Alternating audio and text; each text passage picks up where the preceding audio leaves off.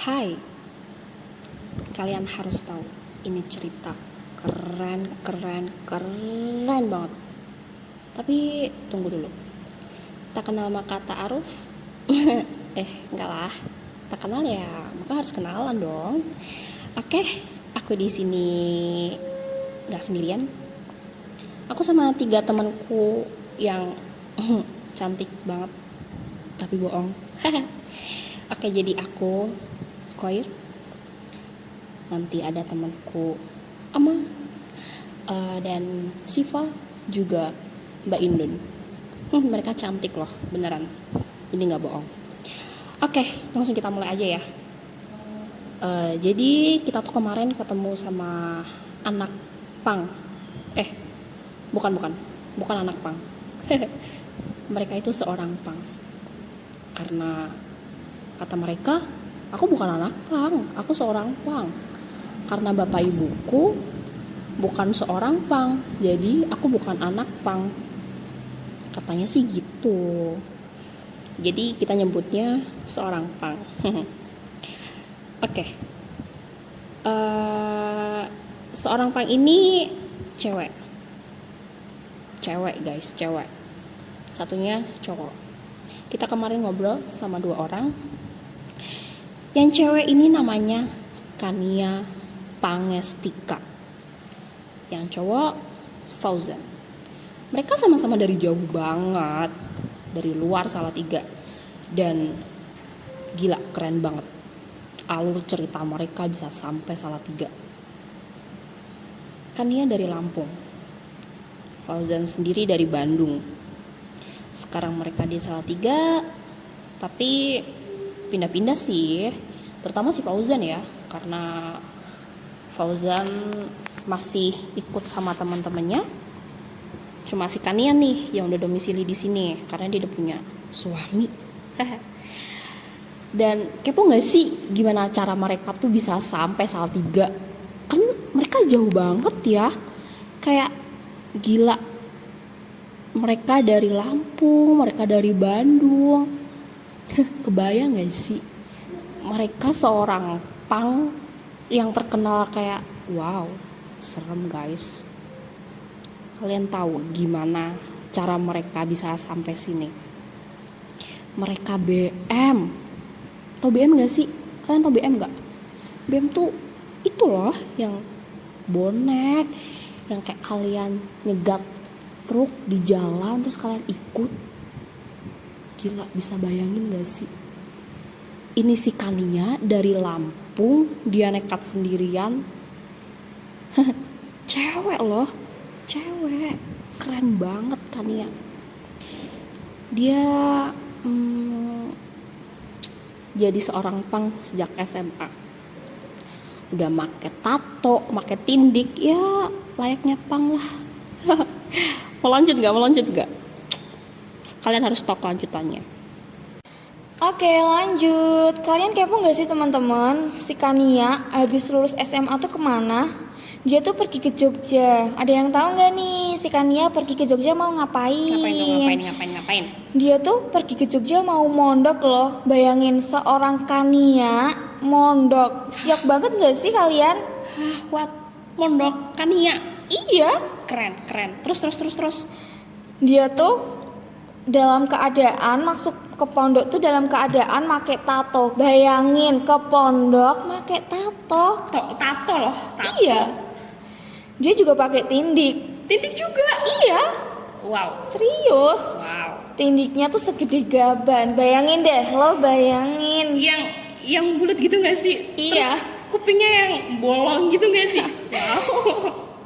Dia mondok cuma 1,5 tahun sih, tapi prestasi dia tuh keren banget loh. Dia adalah seorang atlet tenis meja se-Lampung. Bayangin se-Lampung loh ya. Selampung. Iya. Oke, terus. Prestasi dia tuh dia nggak sekolah tuh dia nggak pernah bayar. Nggak pernah bayar? Iya. Kok bisa nggak sih? Terus kayak gimana gitu kok nggak pernah bayar? Iya, soalnya tuh dia selalu dapat beasiswa. Nggak pernah nggak dapet. Pang loh ini. Iya. Prestasinya sebagus itu. Wow. Dan lebih kerennya, dia tuh bisa hafal kitab Al-Lala cuma dalam waktu 7 hari. Bayangin deh lo ngapalin kitab dalam 7 hari, emang lo sanggup? Seminggu, iya. Menurut si Kania nih, satu yang paling dia nggak bisa di pondok, kalian tahu nggak sih? Apa siapa? Apa? Dengkul. Dengkul. Iya. Dengkul tuh kayak yang Dengkul tuh yang jalan pakai lutut itu loh. Yang oke, itu tahu, ciri khas anak pondok banget kalau Iya, pas berhadapan sama Pak Yai. Satu lagi nih yang istimewa dari si Kania, yaitu dia tuh pernah jadi mbak dalam. Bayangin si Kania anak. bukan anak pung, seorang pung. Betul, Oh my God. jadi mbak dalam. Mbak Keren, dalam tuh keren. gak gampang loh ya. Susah bro. Iya, bener sekali, Mbak Dalam tuh harus bener-bener mengabdikan dirinya tuh full buat Pak Yainya. Ada nih salah satu cerita dari si Kania. Jadi tuh pernah tuh nenek dia tuh meninggal, tapi tuh dia tuh nggak dibolehin pulang sama pihak dalam. Ya katakanlah sama Pak Yai sama bunyinya lah ya. Nggak pulang. Terus. Nah dia tuh kayak mungkin agak sedih karena mungkin dia nggak pulang padahal neneknya baru meninggal. Tapi tuh akhirnya di pondok itu kayak dikasih pengajian buat Oh, buat mengenang gitu ya, buat ngedoain neneknya. betul. Keren banget sih. Terus ada pesan dari Bunyai si Kania buat si Kania, ibunya itu bilang gini, meskipun kamu nggak pulang, si Kania nggak pulang tuh, nenek si Kania itu udah dapat kiriman doa dari si Kania dan teman-teman yang udah ikut ngedoain si nenek Kania. Dari teman-teman santrinya ya Betul pasti. sekali. Keren banget sih itu.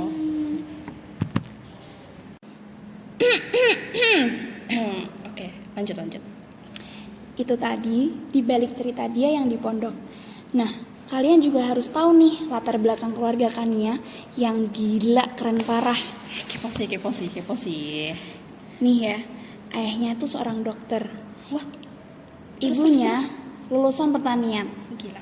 Kakaknya bidan. Adiknya ya sekarang lagi kuliah sih, prodi matematika tapi. Di balik itu semua, dia nggak pernah tuh yang namanya menyombongkan diri. Kalau ada yang tanya, ayahnya kerja di mana? Neneknya yang selalu jawab, Jawab apa? dia tuh cuma tukang sapu di rumah sakit. Wah, padahal dokter loh. Iya. Bisa. Nah, terus disambung lagi sama yang nanya karena ya emang nggak percaya aja. Kok bisa seorang tukang sapu di rumah sakit tapi naikin haji kedua orang tuanya? Terus pakai apa? Masa iya tukang sapu pakai APD sih? Nggak mungkin ya.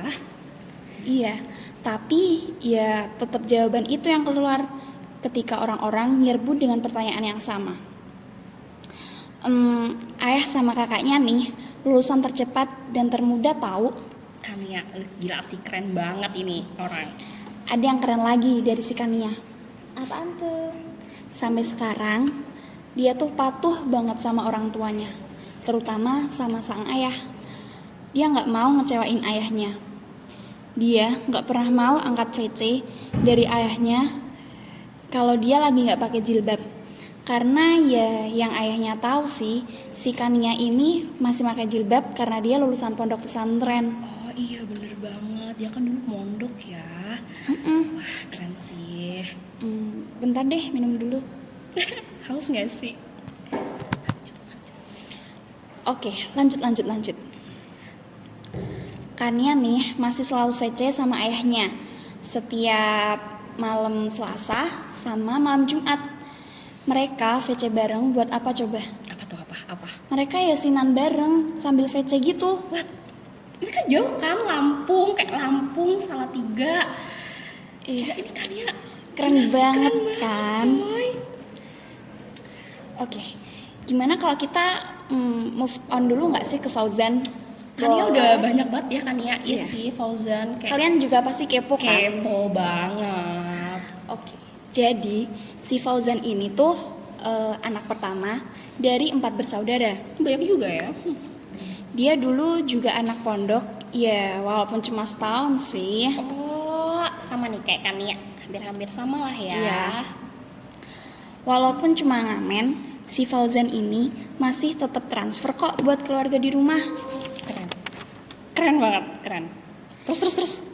Dan ini nih yang paling gak disangka-sangka, yang paling menarik dari si Fauzan sama komunitasnya. Apa tuh apa? Uang koin kayak 100-200 rupiah gitu. Yang receh gitu nggak sih? Iya. Dari mereka tuh ditaruh galon. Dan kalian tahu nggak buat apa itu isi galonnya? Taruh di galon yang gede itu, terus kayak buat Iya. apa coba? Mereka kumpulin 1 galon itu buat donasi.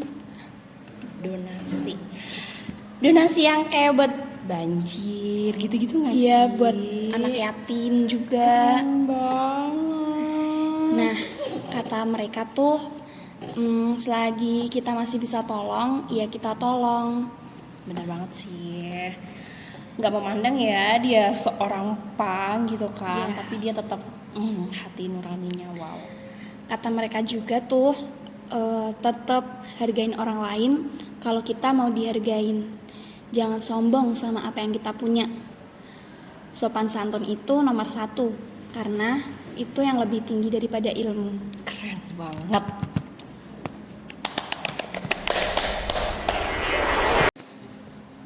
Seru kan ngobrol sama mereka. Mereka tuh keren banget. Cover mereka kan serem banget ya, kayak tatoan. Yang titiknya tadi segede gaban, ya ampun. Kayak, tapi mulia banget hatinya. Udah lah, itu aja ya ceritanya. Kita sambung deh kapan-kapan. Soalnya kan kita cuman isi podcast ya, bukan isi hati yang kosong ternyaman berabe. Udah dulu ya. See you guys. See you.